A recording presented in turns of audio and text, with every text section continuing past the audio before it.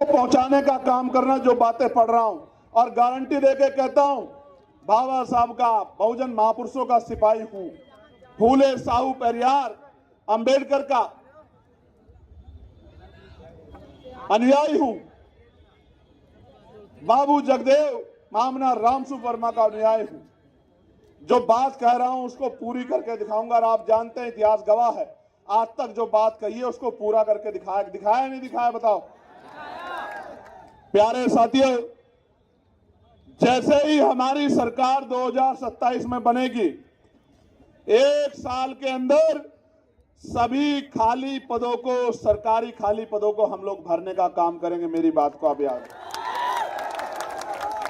पहली कैबिनेट में लाखों नौजवानों को बिना किसी पैसे के, आज की हालात तो यह है, दफ्तर में जाओगे अमीर सीधा जाएगा, गरीब दफ्तर के बाहर खड़ा रहेगा और बिना पैसे के कोई काम नहीं होता। मैं गारंटी देके कहता हूं, आजाद समाज पार्टी की ताकत बनेगी, अधिकारी सबसे पहले कुर्सी बिछवाया करेगा गरीबों के लिए, चाय पानी पूछा करेगा, उसके बाद की समस्या का हल किया करेगा, फिर अपनी कुर्सी में बैठा करेगा। तो बिना किसी रिश्वत के गरीब के बच्चों को पारदर्शी परीक्षा करा के पूरे बैकलॉग को भरने का काम हम लोग करेंगे। दलितों पिछड़ों को नौकरी उन बच्चों को देने का काम करेंगे जो पढ़े लिखे बेरोजगार घूम रहे हैं। प्यारे साथियों, ब्लॉक स्तर पे आवासीय विद्यालयों की व्यवस्था की जाएगी कि जो बहुत गरीब बच्चे हैं, जिनके माँ बाप उतना पैसा नहीं कमाते, उनके रहने के लिए और पढ़ने के लिए आवासीय विद्यालय बन जाए ब्लॉक स्तर पर।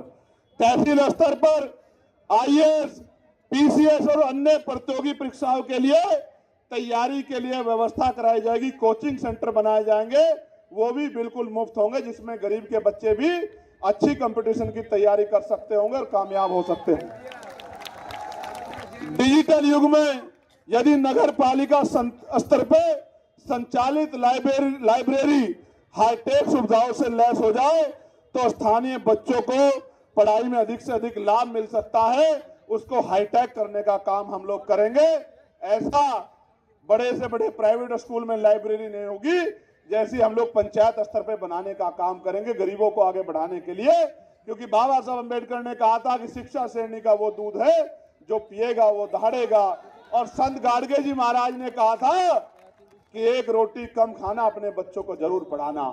अगर थाली ना हो तो हाथ पे रख के खाना, लेकिन अपने बच्चों को जरूर पढ़ाना।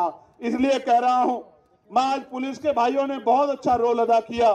मैं पुलिस के भाइयों को भी कहना चाहता हूं, इनकी वेतन विसंगता दूर करेंगे, 8 घंटे की ड्यूटी करेंगे, सप्ताह में 1 दिन छुट्टी करेंगे और बॉर्डर स्कीम को समाप्त करने का काम करेंगे। इस बात का भी मैं इन लोगों को विश्वास दिलाने का काम करूंगा। प्यारे साथियों, पीआरडी के जवानों को, होमगार्ड भाइयों को, पीआरडी के जवानों को राजकीय कर्मचारी का दर्जा, होमगार्ड भाइयों बहनों को राजकीय कर्मचारी का दर्जा और पंचायत सहायकों को भी उचित मानदेय दिलाकर उनको भी राजकीय कर्मचारियों का दर्जा दिलाने का काम हम लोग करेंगे। मेरी बात को आप याद करना रखना।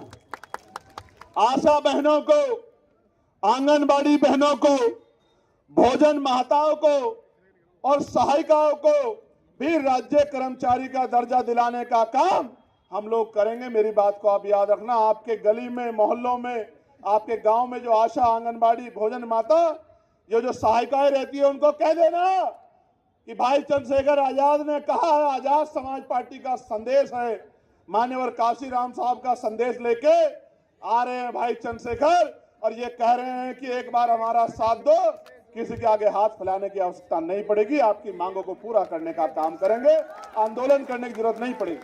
प्यारे साथियों, संविदा व्यवस्था को समाप्त कर कर्मचारियों को नियमित किया जाएगा और नियमित होने तक 25,000 रुपए कम से कम वेतन देने का काम राज्य सरकार करेगी। इस बात का भी मैं आपको विश्वास दिलाता हूं।